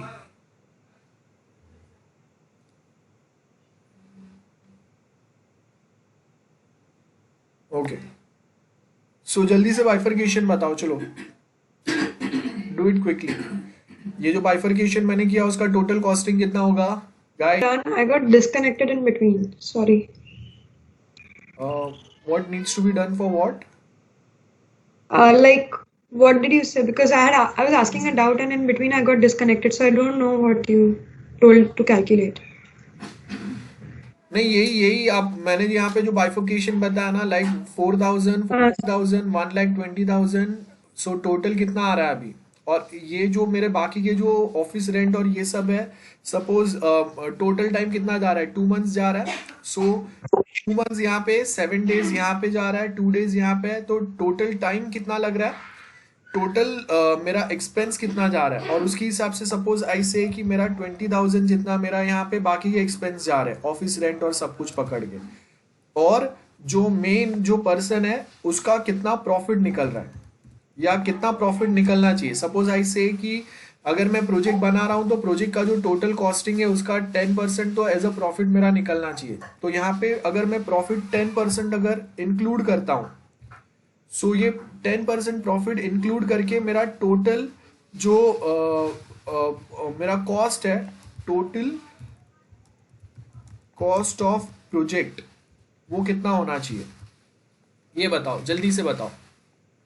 ये समझेगा तो आगे कॉस्टिंग वाला पार्ट समझेगा, जल्दी करो। ओके खुशबू, वेरी गुड। सो अगर मैं प्रॉफिट अगर इंक्लूड करूंगा तो टोटल चार्जेस कितने रहेंगे। अब ये देखो कि आपको जो क्लाइंट ने अगर बजट दिया है, ठीक है, क्लाइंट का बजट अगर ये जो हम लोग जो टोटल प्रॉफिट ऐड करके बता रहे हैं उतना अगर नहीं है, लाइक टोटल अगर हम लोग कॉस्ट अगर इंक्लूड कर रहे हैं तो 1 लाख 90,000 अप्रोक्स 1,90,000 तक जा रहा है, बराबर है। सो अब यहाँ पे हम लोग क्या बोल रहे हैं कि 1,90,000 तक जा रहा है। अब ये इसको अगर हम लोग को कहीं ना कहीं कम करना है तो उसके लिए हम लोग को कुछ ना कुछ कॉम्प्रोमाइज करना पड़ेगा। सो आप अगर यहाँ पे देखेंगे ना कॉस्टिंग फैक्टर जो हम लोग पीडीएफ में देख रहे हैं, सो पीडीएफ में आपको क्या बोला है, cost of quality. So cost of quality का मतलब क्या है, टेस्टिंग बढ़ जाएगा। सो टेस्टिंग का हम लोगों ने यहाँ पे जो एग्जांपल देखा, I just share my complete screen. Okay, so देखो यहाँ पे हम लोगों ने टेस्टिंग में हम लोगों का जो यहाँ पे क्या बोला हम लोगों ने, वी हैव 2 टेस्टर्स जो 5 दिन वर्क कर रहे हैं, दैट्स इट। लेकिन अभी अगर यहाँ पे क्वालिटी के बारे में अगर आपको बात करना है तो क्या होगा, there might be multiple defects. और ये जो डिफेक्ट्स है ना, ये डिफेक्ट्स को हम लोग कैटेगराइज करेंगे, ओके, या प्रायोरिटी में डालेंगे। सो प्रायोरिटी में कैसे डालेंगे, lowest to highest, sorry highest to lowest, जिसका प्रायोरिटी हाईएस्ट है वहां से लोएस्ट तक जाएंगे, बिकॉज ऑन टाइम आपको प्रोडक्ट डिलीवर भी करना है। सो हम लोगों ने नंबर ऑफ डिफेक्ट सपोज मुझे मिले यहाँ पे, सपोज मुझे 100 डिफेक्ट्स मिले, तो 100 डिफेक्ट्स को हम लोगों ने प्रायोरिटी लिस्टिंग में डाला है। इसका हाईएस्ट प्रायोरिटी है, इसका लोएस्ट प्रायोरिटी है, और ये भी मॉड्यूल बाय मॉड्यूल होगा, module by module defects find करना और उसको डिफाइन करना, और उसमें से कौन से हम लोगों के हाईएस्ट प्रायोरिटी वाले डिफेक्ट है जिसके ऊपर आपको पहले काम करना पड़ेगा। सो देखो यहाँ पे सबसे पहले क्या बोला है, प्रिवेंशन कॉस्ट। प्रिवेंशन कॉस्ट का मतलब क्या है, the cost that arrives from efforts to prevent the defects. मतलब आप स्टार्टिंग से ही हम लोग सर्टन कोड्स को ये वे में रीयूज करेंगे जिससे फ्यूचर में आपके डिफेक्ट्स कम से कम आए। सो फॉर एग्जांपल अगर मैं बोल रहा हूँ कि कोई एक प्रोजेक्ट मैंने ऑलरेडी बनाया है और उसी का कोड अगर मैं रीयूज कर रहा हूँ, so that prevents the future defects. Because अगर कोई एक मेरा पार्ट कोई एक अगर मेरा जो व्हाट वी से कि कोई एक अगर मेरा प्रोजेक्ट ऑलरेडी प्रॉपरली चल रहा था पहले, तो अभी भी वो प्रॉपरली चलेगा, राइट, ठीक है। So we were discussing about the prevention cost. So हम लोगों को डेवलपमेंट ये वे में करना है कि फ्यूचर में ज़्यादा डिफेक्ट्स ना आए, और उसके लिए हम लोगों को सबसे मेन स्टेप्स जो फॉलो करना है वो ये है, आईएसओ के जो हम लोग सर्टिफिकेशंस आपके सॉफ्टवेयर के साथ मिलता है। जैसे मैं अगर आपको कोई एक फिजिकल प्रोडक्ट अगर प्रोवाइड कर रहा हूँ, तो वो प्रोडक्ट का क्वालिटी कैसा है, ये हम लोग उसके ऊपर अगर आईएसआई मार्क या कोई ऐसे स्टैंडर्ड वेल रिकग्नाइज सर्टिफिकेशंस अगर रहेंगे, तो ये हम लोग उसके वो प्रोडक्ट क्वालिटी के ऊपर ट्रस्ट कर सकते हैं, फिजिकल क्वालिटी के ऊपर। एग्जैक्टली सेम वे अगर सॉफ्टवेयर के ऊपर अगर मुझे क्वालिटी डिफाइन करना है, तो मैं अगर आपको बोलूंगा आप मान लोगे, ऐसा नहीं होगा, बट उसके साथ में आईएसओ सर्टिफिकेशंस आता है सॉफ्टवेयर के साथ में। अब वो आईएसओ सर्टिफिकेशंस जो है ना, वो आपको प्रॉपर गाइडलाइंस बताते हैं, प्रॉपर एक टेम्पलेट बताते हैं how we are going to develop our software. और वो जो उनके गाइडलाइंस या उनके जो स्टेप्स है ना, दो steps are in itself very in a very self explanatory manner, कि try to reuse the code, maximum code as much as possible, जो आपका प्रीवियस कोई प्रोजेक्ट का रहेगा, लेगेसी फॉलो करो।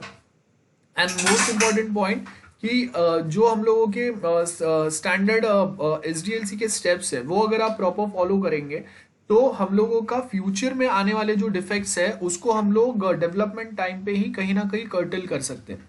सो that is a prevention cost. Prevention मतलब precautionary measures. Prevention means precautionary measures. Future में जैसे अगर हम लोग कार लेते हैं तो हम लोग सीट बेल्ट सबसे पहले लेते हैं उसमें, सॉरी एयरबैग आपका प्रीवियसली होगा ही। इसका मतलब ये नहीं है कि आपका कार का एक्सीडेंट होने ही वाला है, बट बाई चांस अगर कभी एक्सीडेंट अगर हुआ तो airbag will help you to save your life. So exactly same way prevention cost में हम लोग क्या करेंगे, we will develop some precautionary measures in our software, जिससे फ्यूचर में कोई प्रॉब्लम ना आए।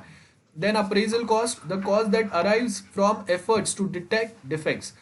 अप्रेजल कॉस्ट मतलब अगर मैं जैसे अगर मैं बोल रहा हूँ कि हम लोग के पास डेवलपर्स है जिन्होंने अलग अलग कॉम्बिनेशंस डाल के, जैसे हम लोगों ने टेस्ट केसेस वाला वो टेबल पढ़ा, सो ऐसे ही कोई टेस्ट केसेस वाला टेबल उन्होंने प्रिपेयर किया है, एंड उसमें जो स्टेप्स दिए हुए, उसमें जो टेस्ट केसेस दिए, उसको हम लोग अलग अलग वे में एक्सरसाइज करके we are trying to find the defects, और उसको हम लोग सॉल्व करने का ट्राई कर रहे हैं. नाउ रिमेंबर, सारे डिफेक्ट्स हम लोग सॉल्व नहीं करेंगे, हम लोग जो भी डिफेक्ट्स हम लोग को मिलेंगे उसको मॉड्यूल बाय मॉड्यूल हम लोग डिवाइड करेंगे, एंड उसमें से भी suppose we have 2 modules, module 1 and module 2, तो वो मॉड्यूल 1 में we have highest priority defects and least priority defects. So जो हाईएस्ट प्रायोरिटी वाले डिफेक्ट्स है उसको सबसे पहले हम लोग फोकस करेंगे, देन मॉड्यूल 2 के हाईएस्ट प्रायोरिटी वाले डिफेक्ट्स, और उसके बाद इफ टाइम परमिट्स और हम लोगों का अभी भी अगर बजट के अंदर है, we have some budget still left, then only we talk about the least priority वाले. अदरवाइज मेंटेनेंस में जाने के बाद में हम लोग वो लीस्ट प्रायोरिटी वाले डिफेक्ट्स के ऊपर काम करेंगे, बिकॉज लीस्ट प्रायोरिटी वाले जो डिफेक्ट्स है वो आपके सॉफ्टवेयर को या उसके परफॉर्मेंस को या उसके क्वालिटी को ज्यादा हैम्पर नहीं करता, उसके लिए तो हम लोगों ने उसको सबसे कम प्रायोरिटी पे रखा हुआ है. Okay, then failure cost. Failure cost में आपको यहाँ पे क्या बोला है? ओके, आपने एक स्टेटमेंट सुना रहेगा कि अगर कोई एक प्रॉब्लम या एरर आप जितना जल्दी डिटेक्ट करेंगे उसको सॉल्व करने का आपका कॉस्टिंग उतना कम रहेगा. फॉर एग्जांपल, कोई एक प्रॉब्लम है, सपोज अगर मेरे रिक्वायरमेंट गैदरिंग में अगर कुछ प्रॉब्लम है, तो रिक्वायरमेंट गैदरिंग फेज पे ही अगर मैं वो प्रॉब्लम अगर सॉल्व करता हूं, then it hardly cost me suppose 10 rupees. ठीक है, रिक्वायरमेंट स्टेज पे ही अगर कोई रिक्वायरमेंट गैदरिंग में कुछ प्रॉब्लम हुआ है या रिक्वायरमेंट समझने में अगर कुछ प्रॉब्लम हुआ है, वही स्टेज पे अगर मैंने उसको आइडेंटिफाई कर लिया, then it cost me like 10 rupees. अब वही सेम अगर डिजाइनिंग फेज में अगर मुझे पता चला तो उसका कॉस्ट जो है वो 20 रुपीज हो जाएगा. रिमेंबर, ठीक है, मैं आपको बहुत प्रॉपरली आपको बाइफिकेशन बताता हूं, ध्यान से सुनना.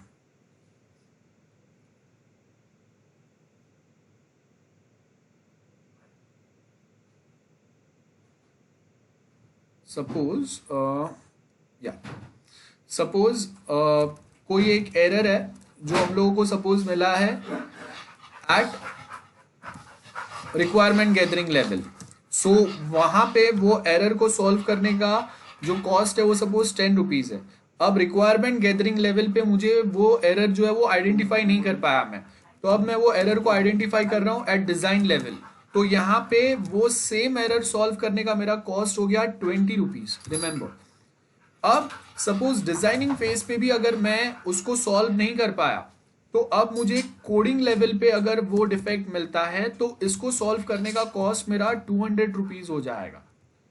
एंड अगर कोडिंग लेवल पे भी अगर मैं इसको आइडेंटिफाई नहीं कर पाया, और जब अगर हम लोगों ने क्लाइंट साइड पे डिप्लॉय कर दिया और तभी अगर मुझे ये डिफेक्ट आइडेंटिफाई हुआ, तो यही सेम डिफेक्ट सॉल्व करने का आपका जो कॉस्ट है वो 2000 तक जा सकता है. मतलब आप देखो कि जो काम आपका 10 रुपीज में हो सकता था, उसके लिए नाउ यू आर पेइंग और you are investing so much more money compare to this one. I hope समझ में आया सबको, एवरीवन क्लियर है? सो यहाँ पे हम लोग क्या बोल रहे हैं, फेलियर कॉस्ट.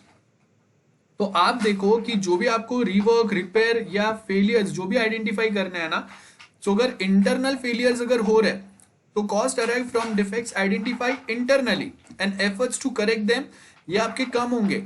लेकिन एक्सटर्नली क्लाइंट एंड पे अगर वो सेम डिफेक्ट्स या वो फेलियर्स अगर अराइव होते हैं ना, तो वो टाइम पे आपके पास उसको सॉल्व करने का जो कॉस्टिंग है वो बहुत ज्यादा हो जाता है.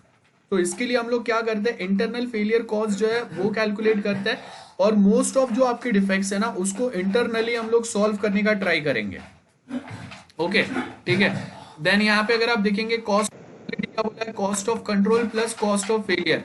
सो आप कितना फेलियर को आप कितना कंट्रोल कर रहे हो, और उसके साथ में ये आएगा, उसके आगे prevention cost plus appraisal cost, उसको भी हम लोग यहाँ पे बोल सकते हैं. या कॉस्ट ऑफ फेलियर में हम लोग क्या बोलेंगे, internal failure plus external failure. So this are the basic equations जो हम लोग याद रखते हैं, ऊपर जो हम लोगों ने समझा उसके बेस के ऊपर.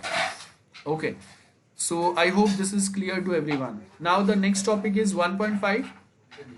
क्या बोला है, the degree to which a component और अ सिस्टम और a process meet specific requirement या यूजर नीड्स एंड एक्सपेक्टेशंस, वो आपका क्वालिटी होगा. नाउ यहाँ पे क्या बोला है, software quality is defined based on the external and internal features of the software. External quality कैसे डिफाइन करेंगे? Based on how software performs in a real time. Okay, operational mode पे वो सॉफ्टवेयर कैसे वर्क करता है वो। और internal quality में हम लोग किसके ऊपर फोकस करेंगे? Like dependent on the quality of the code written, मतलब कितना नीट कोडिंग किया हुआ है आपने, कितने ऑब्जेक्ट ओरिएंटेड के कंसेप्ट आपने यूज किए, डेटाबेस आपका कितना क्लीन है, कोड रिपीटेशन कितना मिनिमम है, और at same point of time हम लोग जो ऑब्जेक्ट ओरिएंटेड के कंसेप्ट यूज करते हैं वो आपके कितने क्लियर है, आपका कोड कितना सिक्योर है, कोई बैकडोर आपके सॉफ्टवेयर में अवेलेबल तो नहीं है। ये सारे पॉइंट्स पे फोकस करते हैं। तो कोर कंपोनेंट्स कौन से रहेंगे वो यहाँ पे समझते हैं। सो देखो, सबसे पहले अगर आप देखेंगे क्वालिटी के core components, that is functionality. Functionality में क्या बोला है? Actual requirement and specification. Software with functionality is the conformity of the software with actual requirement and specifications क्या दिए थे। An application should provide all the required functionality as specified in the requirement. तो मतलब user ने जो जो requirements दिए थे वो सारे in terms of functionality should be added in our original software. That is what we mean by functionality. तो जो जो requirements थे वो सारे requirements specific आपके functions आपके software में होने चाहिए. That's first thing. Second, reliability. Reliability में क्या बोला है? Ability of an application or a system to consistently perform, मतलब without failure या with minimum failure, तभी जाके क्या होगा? यहाँ पे क्या बोला है देखो, विदाउट डिग्रेडेशन और फेलियर। सो रिलायबिलिटी का मतलब क्या है? आपका सॉफ्टवेयर कितना विदाउट फेलियर कितना स्मूथली वर्क कर रहा है। ठीक है, अब विंडोज में क्या होता है? आप देखो, विंडोज ऑपरेटिंग सिस्टम अगर हम लोग यूज करते हैं ना, तो बहुत बार उसमें प्रॉब्लम क्या होता है कि स्टार्टिंग में जब अगर मैं विंडोज के साथ वर्क कर रहा हूँ तो वो टाइम पे मैं जब स्टार्टिंग में फर्स्ट टाइम मैंने जब विंडोज इंस्टॉल किया तो वो बहुत फास्ट चल रहा था। धीरे धीरे जैसे जैसे नए सॉफ्टवेयर्स में इंस्टॉल करते गया, जैसे मेरा डेटा ये कंप्यूटर के ऊपर और ऐड होते गया, वैसा वैसा क्या हो गया, अभी इट क्रिएट्स अ प्रॉब्लम। वो मेरा विंडोज ओएस का जो परफॉर्मेंस है वो थोड़ा स्लो होते जा रहा है, या फिर स्टार्ट होने के लिए ही वो टाइम ले रहा है। गेटिंग? सो वो क्या बता रहा है? रिलायबिलिटी आपका कहीं ना कहीं कॉम्प्रोमाइज हो रहा है। सो रिलायबिलिटी का मतलब क्या है? मिनिमम फेलियर आना चाहिए और आपका सॉफ्टवेयर का जो परफॉर्मेंस है वो थ्रू आउट मेंटेन होना चाहिए। नया सॉफ्टवेयर स्टार्टिंग में तो बहुत स्मूथ वर्क करेगा, लेकिन 6 months या 1 year after the installation, after the deployment, 6 महीना 1 साल जब मैं कंटिन्यूअसली उसको यूज कर रहा हूँ, उसके बाद भी उसका परफॉर्मेंस स्टार्टिंग में जैसा था वैसा ही है या कहीं ना कहीं उसमें बहुत ज्यादा डिफरेंस आ रहा है। सो इसके लिए हम लोग रिलायबिलिटी डिफाइन करते हैं, बिकॉज इट माइट पॉसिबल जैसे जैसे लोड बढ़ते जा रहा है वैसे वैसे फेलियर्स भी बढ़ते जा रहे हैं। ठीक है, तो अगर रिलायबिलिटी मेंटेन करेंगे तो रिलायबिलिटी मेंटेन करने के लिए आपको परफॉर्मेंस मेंटेन करना पड़ेगा। परफॉर्मेंस मेंटेन करने का मतलब क्या है? Response time. आपने देखा है एसपीएम में हम लोग एक रिस्पॉन्स टाइम वाला टेबल पढ़ते हैं। आई होप आप लोगों को याद रहेगा रिस्पॉन्स टाइम वाला table. Okay, we'll just quickly revise that response time wala table. So this is the part of our SPM. यहाँ पे अगर आप देखेंगे so क्या बोला है? As per the ISO 9126 quality standard, ये SPM का हम लोग का पार्ट है। As per ISO 9126 quality standard क्या बोल रहा है? अगर response time जो आपका less than 2 seconds है, so requirement से भी बहुत ज्यादा बेटर आपका सॉफ्टवेयर परफॉर्म कर रहा है। अगर रिस्पॉन्स टाइम जो है वो 2 to 5 सेकेंड्स है, देन टारगेट रेंज के अंदर है, मतलब जो हम लोगों ने एक्सपेक्ट किया था वैसा ही आपका सॉफ्टवेयर का परफॉर्मेंस भी आ रहा है। 6 to 10 सेकेंड्स के अंदर अगर रिस्पॉन्स टाइम है, मतलब आप जब अगर कुछ डेटा या कमांड प्रोसेस करने दे रहे हैं अपने सॉफ्टवेयर को, then it takes like 6 to 10 seconds to process and generate a result, तो वो मिनिमली एक्सेप्टेबल है। मतलब टेम्पररी क्लाइंट्स उसको एक्सेप्ट तो कर रहे हैं, बट आपको उसके ऊपर वर्क करना ही पड़ेगा। And अगर response time of a software is greater than 10 seconds, then it's totally unacceptable because आपका system का performance is too poor. Okay, so these are the parts, and I want you to just note down this table quickly. Excuse me, sir. Yes, note हो गया सबका? Note किया सबने? Okay, एक second, Preksha. Okay, which one, Preksha? Which one you are asking about? Chat में कौन सा लिखा आपने? Sir, the previous one that you gave on Notepad. Notepad वाला? ओके, अब वो तो ओके, मैं क्विक The last one. हाँ ठीक है, मैं क्विकली एक बार रिवाइज करा दूंगा। Okay, and Stuti I think was she was asking something. Disconnect हो गई वो शायद. सर कोई बार बार मीटिंग चल रहा है. क्या हो रहा है? Someone's removing me from the meeting again and again. Okay, ठीक है ठीक है. I'll just change the setting. Just give me a minute. So you are asking something, right? You are asking Yes. something? हाँ बोलो. So my query was like you gave the table wherein response time for a particular software or the product which we have that's given. Now there are certain softwares which are based like कोई for example कोई application use कर रहे हैं. Now that has a certain criteria कि suppose internet इतना चलना. Hello, unmute. Yes. या sir unmute कोई कर रहा है एक्चुअली क्लास में से. नहीं, मैंने ऑप्शंस चेंज कर दिए हैं. आई डोंट नो, मैंने ऑप्शंस चेंज किए. आई थिंक कुछ टेक्निकल इशू रहेगा. Yes. हाँ. So उसमें in case if you have those other factors which are there to assist in the working of a particular software, हाँ. तो how can response time be evaluated like that? क्योंकि अगर कुछ चीजें उसमें साथ में जो उसको असिस्ट करे वो नहीं चल रही है तो फिर तो रिस्पॉन्स टाइम ऐसे बिगड़ सकता है. हाँ, मतलब अगर इंटरनेट स्लो अगर है तो उसमें हम लोग के सॉफ्टवेयर का कोई प्रॉब्लम ही नहीं है, उसका मिस्टेक नहीं है. अगर मैं एक बहुत ही लो कॉन्फ़िगर्ड कंप्यूटर के ऊपर अगर एक बहुत ही हैवी सॉफ्टवेयर अगर रन कर रहा हूँ एंड उसके बाद अगर उसका रिस्पॉन्स टाइम अगर कम आ रहा है, then that's not the mistake of the software और their performance. what we are basically discussing here कि अगर मेरा इंटरनेट प्रॉपर है, मेरा सिस्टम या नेटवर्क कॉन्फ़िगरेशन बहुत प्रॉपर चल रहा है और उसके बाद में आपका सिस्टम का रिस्पॉन्स टाइम क्या है. अगर क्लाइंट के साइड से अगर इंफ्रास्ट्रक्चर प्रॉपर नहीं और रिस्पॉन्स टाइम अगर हम लोग चेक करेंगे तो इट्स अ क्लाइंट्स मिस्टेक. वो टाइम पे हम लोग क्वालिटी जज ही नहीं कर सकते, तो वो तो पॉइंट ही नहीं आता है. ठीक है, इफ एवरीथिंग फाइन. यस, उसके बाद क्या है. एंड अपेक्षा, यही हम लोगों ने डिस्कस किया था. This is what you are asking अपेक्षा. Yes, sir. मिनट. या सो ये वाला पार्ट हम लोग डिस्कस कर रहे थे. Nothing more than that. What you are asking, क्या रिपीट करना था? सर उसमें मेरे को डाउट था कि ये जो आपने एग्जांपल दिया वो कॉस्ट फेलियर का कैसे हुआ. फर्स्ट फेलियर का कौन सा वाला? वो नीचे वाला जहाँ रिक्वायरमेंट 10 रुपीज है, डिजाइन 20, कोडिंग हाँ. वाला. नहीं, मतलब मैं बोल रहा हूँ कि अगर रिक्वायरमेंट हम लोगों ने गैदर किया और वो टाइम पे अगर कुछ मिस्टेक्स है, रिक्वायरमेंट अगर करेक्ट नहीं है, जैसे मैंने क्या बोला कि रिक्वायरमेंट जो है वो स्टैंडर्ड वे में आने चाहिए. स्टैंडर्ड वे का मतलब क्या है, मैं एक रेडी टेम्पलेट आपको प्रोवाइड कर दूंगा जिसमें ऊपर क्वेश्चन रहेगा, नीचे हम लोग के चेक बॉक्सेस रहेंगे. So you can directly just select answer for those question. So that is the way of basically gathering the requirement in a standard form. अब हम लोगों ने रिक्वायरमेंट गैदर तो कर लिया यहाँ पे, लेकिन उसके बाद में आपने जो रिक्वायरमेंट गैदर किया उसमें कहीं ना कहीं कुछ मिस्टेक्स है या इंटरप्रेट करने में आपके मिस्टेक्स हो गए जो रिक्वायरमेंट कस्टमर ने मैन्युअली दिया था. अब आपने वो प्रॉपरली इंटरप्रेट नहीं किया, इंटरप्रिटेशन मिस्टेक है यहाँ पे कुछ ना कुछ. और हम लोगों ने उसके ऊपर क्या किया, डिजाइनिंग स्टार्ट कर दिया. मतलब रिक्वायरमेंट फेज में ही अगर हम लोगों को ये कुछ मिस्टेक्स है, सपोज अगर क्लाइंट को चैटिंग फैसिलिटी नहीं चाहिए, उसको चैट बॉट चाहिए, लेकिन मैंने क्या सुना कि उसको चैटिंग फैसिलिटी चाहिए, तो हम लोगों का ये मिस्टेक हो गया. चैट बॉट की जगह पे मैंने वहां पे चैटिंग फैसिलिटी डाल दिया. तो चैटिंग फैसिलिटी का मतलब है कि अलग से हम लोगों को एक नया चैटिंग मॉड्यूल ऐड करना पड़ेगा.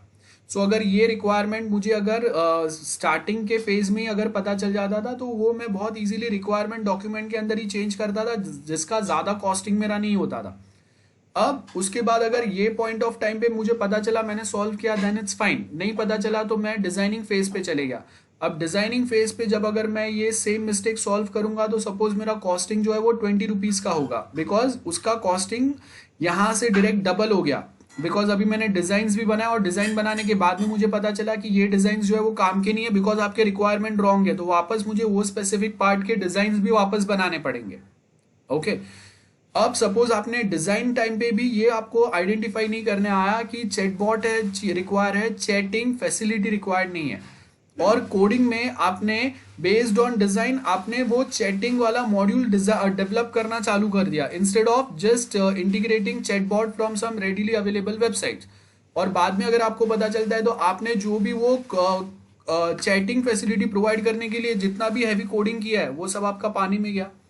तो अब आप देखो कि यहाँ पे जो मेरा कॉस्टिंग था उससे 100 टाइम्स ज्यादा कॉस्टिंग यहाँ पे आ गया, सॉरी 10 टाइम्स ज्यादा कॉस्टिंग, और उससे भी ज्यादा कॉस्टिंग मेरा कहाँ पे आएगा अगर क्लाइंट साइड पे आपने ये फैसिलिटी सॉफ्टवेयर प्रोवाइड कर दिया और क्लाइंट बोलेगा कि भाई मैंने पूरा चैटिंग फैसिलिटी नहीं मांगा था, मैंने सिर्फ एक छोटा सा चैट बॉट मांगा था। तो उसकी वजह से क्या हुआ, आपका इतना ज्यादा कॉस्टिंग में प्रॉब्लम हो गया। मतलब एक छोटा सा एरर, एक छोटा सा मिस्टेक जो समझने में या क्लाइंट के साइड से जो रिक्वायरमेंट आए थे उसको इंटरप्रेट करने में मिस्टेक हो गया। क्या मिस्टेक हुआ, चैटबॉट की जगह पे चैटिंग फैसिलिटी। तो रिक्वायरमेंट में ही अगर पता चलता वहीं पे सॉल्व करते तो सिर्फ 10 रुपीज लगता था। डिजाइनिंग में भी अगर हम लोग आइडेंटिफाई कर लेते थे तो 20 रुपीज लगता था। कोडिंग में अगर आप आइडेंटिफाई करते थे, चलो रिक्वायरमेंट या डिजाइनिंग में नहीं हुआ, लेकिन कोडिंग टाइम पे अगर आपको पता चल गया कि चैटबॉट रिक्वायर्ड है, not a chatting, complete chatting facility, so वहां पे भी उसको सॉल्व करने का कॉस्टिंग ये होता था। लेकिन तभी भी अगर आप सॉल्व नहीं कर पाए तो जो काम आपका 10 रुपीज में हो रहा था वो क्लाइंट एंड पे जाके अभी उसका कॉस्ट आपका 2000 रुपीज होगा। मतलब आप देखो कि यहाँ पे कॉस्ट क्या है, यहाँ पे कॉस्ट क्या है। और अगर ये तो मैंने सिर्फ 10 रुपीज की बात की, प्रैक्टिकल प्रोजेक्ट्स में आपका ये बहुत बड़ा लॉस कंसिडर हो सकता है। आई hope this is clear. Yes, sir, understood. या सो आई होप सबने ये वाला जो टेबल है ये नोट कर लिया रहेगा। This is very important. So quality standard define करने के लिए और आपको ये ISO स्टैंडर्ड भी याद रखना है। Which ISO standard we talk about when we talk about the quality of a standard, that is 9126, ISO 9126, that is the quality standard. So performance जो है उसके लिए हम लोग ये वाला सेम याद रखेंगे। परफॉर्मेंस मतलब रिस्पॉन्स टाइम, तो रिस्पॉन्स टाइम हम लोग कौन से बेसिस पे याद रखेंगे, less than 2 seconds, 2 to 5, 6 to 10 और greater than 10 seconds. Then flexibility, flexibility of application, मतलब एप्लीकेशन और system to adopt to possible और फ्यूचर चेंजेस। मतलब आज के टाइम पे हम लोग सपोज क्लाउड टेक्नोलॉजी के साथ बहुत ज़्यादा कंफर्टेबल है, आर्टिफिशियल इंटेलिजेंस के साथ कंफर्टेबल है। आज के टाइम पे मैंने कोई एक एप्लीकेशन बना दिया, लेकिन अभी आपका वो जो टेक्नोलॉजी हम लोगों ने यूज़ किया है, सपोज जावा यूज़ किया है या .NET बेस्ड कोई टेक्नोलॉजी हम लोगों ने यूज़ किया है, और फ्यूचर में अभी रोबोटिक्स आ रहा है, या सपोज उससे भी कुछ ज्यादा कोई नया टेक्नोलॉजी आएगा, तो जावा या .NET based technology is those technology enough flexible कि फ्यूचर के जो कोई न्यू चेंजेस आते हैं उसको भी आप अपने एप्लीकेशन के साथ में कनेक्ट कर सके, वो फ्लेक्सिबिलिटी होता है। सो जो टेक्नोलॉजी, जो लैंग्वेजेस हम लोग यूज करते हैं वो हमेशा आज के टाइम पे के जो हम लोग के पॉपुलर लैंग्वेजेस है, दे आर इनफ कॉम्पेटिबल या इनफ फ्लेक्सिबल, जिसको आप इजीली स्केल कर सकते हैं। यूजेबिलिटी तो हम लोग को पता ही है। सिक्योरिटी बहुत सिंपल है, अटैक से इससे उससे बचाओ उसको, वो आपका सिक्योरिटी पार्ट हो गया। तो इसके लिए तो अभी हम लोगों को बैकडोर्स, लूप होल्स कुछ अगर है ये सब आइडेंटिफाई करना पड़ेगा, जिसको आपको हटाना पड़ेगा।